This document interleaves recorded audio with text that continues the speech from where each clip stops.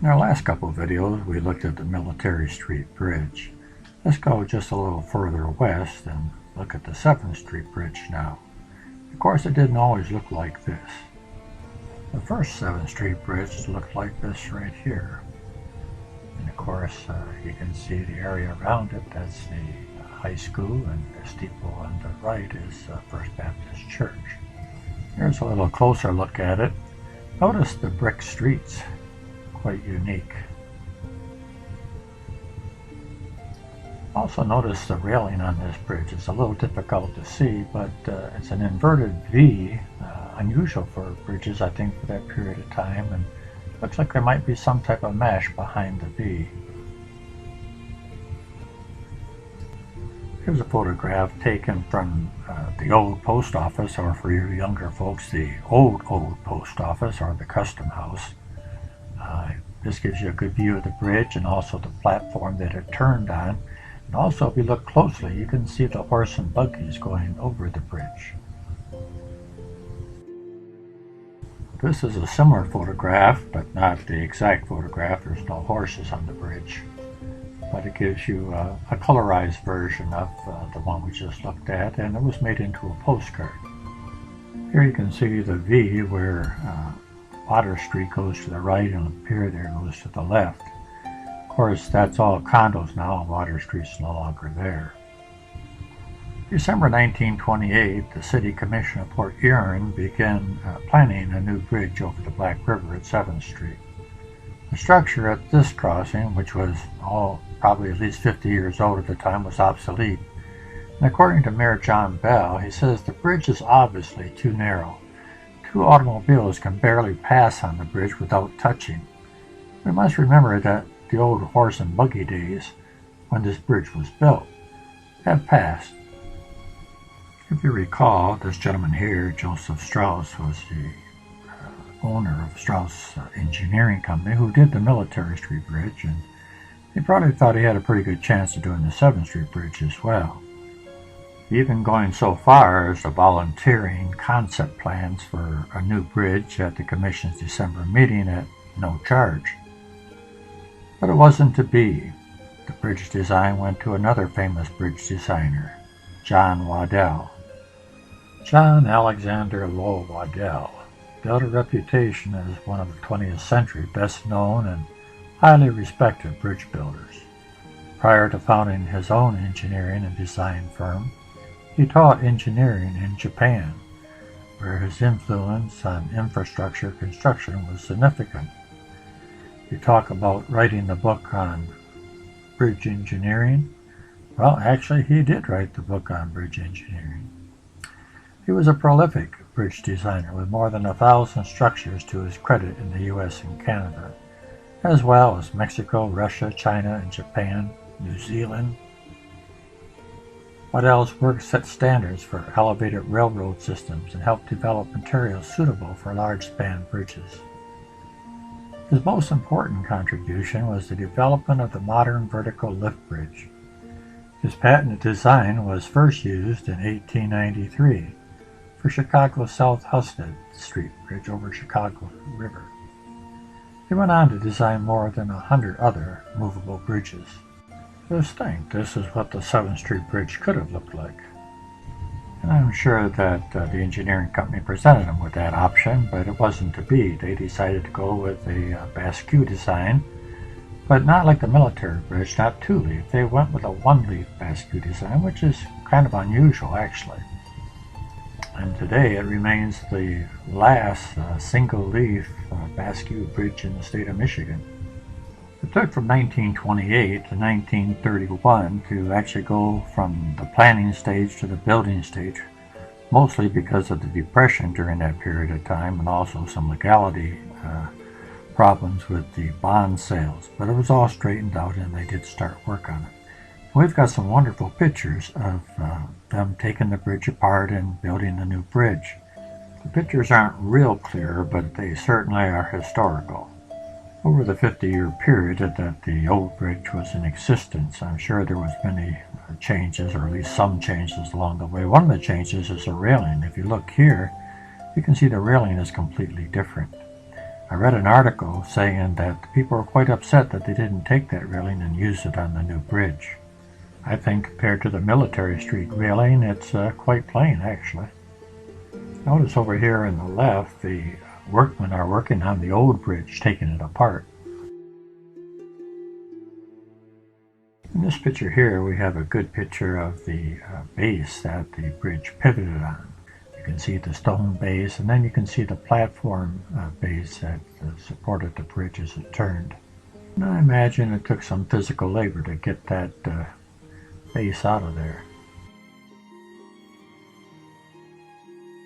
Here you see they've separated the top part of the base from the bottom, and now they're pulling out the stone base. Not much to look at in this picture, but it does give you a picture of the Port Huron Pattern Works. It's the only picture I've ever seen of that. This was located on Water Street. In this photo here, you get a pretty good look at McCullum Coal Company on the north side of the river. You've got a couple of buildings that identify them, and behind this building you can see the First Baptist Church. Here it looks like they're disassembling the bridge platform that the iron trusses set on the old bridge. This is looking west from the 7th Street Bridge, and this appears to be the old high school behind the billboards. And then we have the Huron's Brewery. You can see quite a distinctive outline. And then just to the left of that, we have the 10th Street Bridge. Here we see the new girders going into place. In this shot here, you get a pretty good view of the First Baptist Church. Just to the right of that, sticking up there, that would be the City Hall. And here they're putting the support system down for the new bridge. If you look the upper left-hand corner of that building there on the southwest corner of 7th and Lapeer, that's the old Metropole Hotel. But when this picture was taken, it was actually H.A. grocery store, taking care of the bottom part of it anyway. Here's a little better view of it. And here are a couple of workmen smiling for the camera on their break. Or maybe they're not on their break, just smiling for the camera. And in this photo, you can see the Loft Hotel. In July 1932, the city officially accepted the completed structure. And here you can see them putting the finishing touches on it. 7th Street now had a brand new single-leaf basque bridge. In this photo here, you can see one of the few pictures that exist of the gas tanks that were between Quay and Grand River.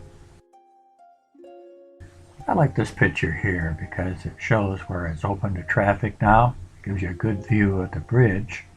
And if you look to the left in the foreground, you'll see the gas station. And according to the city directory, this was a standard gas station. And in 1933, gas was a whopping 10 cents a gallon. Oh, for the good old days, right? Well, keep in mind, in 1933, that was the worst year for the Depression. There have been several renovations to the bridge since it was built. In the 60s, the bridge deck was replaced with an open grid steel floor. The bridge tender house was severely altered in 1970 when the windows were replaced and adjusted. The top of the building was given a decorative curved design at this time. This project also included cutting a pedestrian tunnel through the north approach to connect an existing walkway in the park to the east with a planned walkway and mooring area to the west. At the same time, new aluminum railings were installed. In 2009, another large rehabilitation project took place. It just so happens when Google Maps was going through town, they got this major renovation as they took a picture looking down north on 7th Street. At this time, the bridge tender building was completely demolished and replaced. Replacement has a different layout and dimensions, however, at the same time, a nicely executed attempt to replicate the original 1933 design was made. As the bridge was originally, the curved decoration is not seen on the current building. The windows are similar in appearance to the original windows. The 7th Street Bridge name that was cast into the concrete of the original building was replicated on the new building. The original plaques were restored and reinstalled in the correct location on the building. While it would be preferable to retain original bridge material if possible, the reality is that the replacement building looks more like what it would have been seen in 1933 than the altered original building. How many of us have been stopped at the bridge while it went up, and we looked up the control house and wondered what he was seeing out there. Well, these pictures here give you a pretty good idea what he was seeing.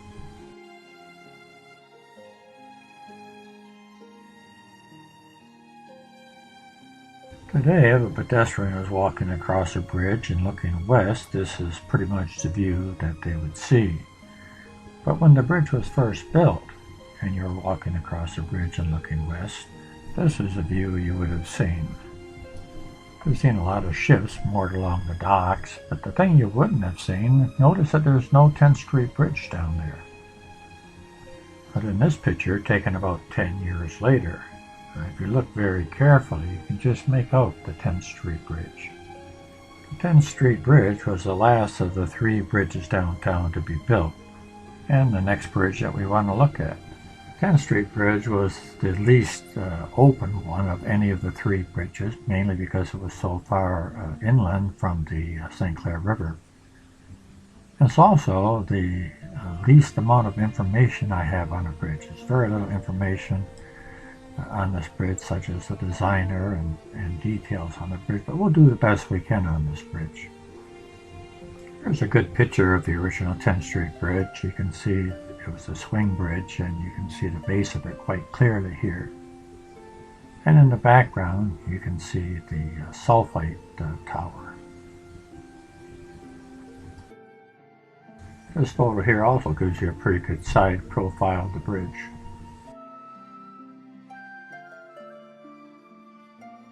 In this postcard view of the 7th Street Bridge, if you look further out to the west and follow the river, you'll see the 10th Street Bridge as well. And in this booklet of Port Huron from 1900, this is what the 10th Street Bridge looked like.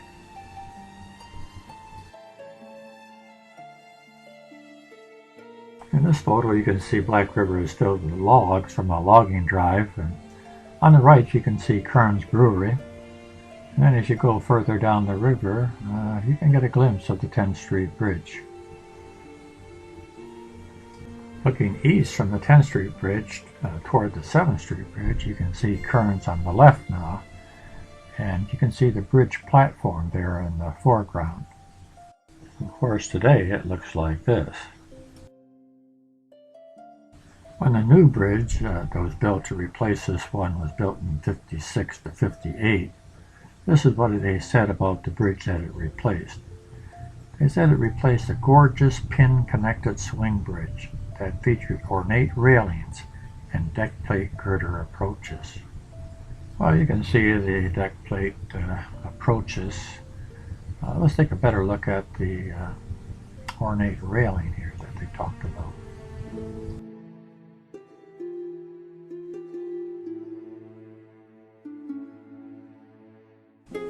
This was the first bridge I ever drove over after I got my driver's license, and it was scary for a first-time driver. It was a very narrow bridge, and all I can remember, it seemed like I had 2 boards to drive over one way and 2 boards to drive over the other way. It also made quite a bit of noise when you were rolling over them. But as with all the swing bridges, it was just too narrow for modern-day traffic and modern-day navigation for ships. You can see they had some pretty large ships that went through there to the sulfite. Even the old schooners that docked at the sulfite were pretty large to go through there. You have to realize that these swing bridges, it took up half of the river themselves just by the width of their bridge. Like I said earlier, in 1956 to 58, they built the new bridge, which was a 2-leaf Basque bridge. And one of the problems they had with all 3 of the downtown bridges is that when it was hot out, really hot, they would expand and they wouldn't close properly. The double leaves wouldn't fit together at the center, and the single leaf wouldn't match the joints on the shore. And so what they did, they would get the fire department down and they would spray them and cool them off, and once they were cooled, then of course they would fit. The 10th Street span is the largest span of the three bridges, and that's because it crosses Black River at an angle, as you can see in this photo here. And why is it, you ask? Well, I'm glad you asked. That's because, of course, 10th Street runs at an angle.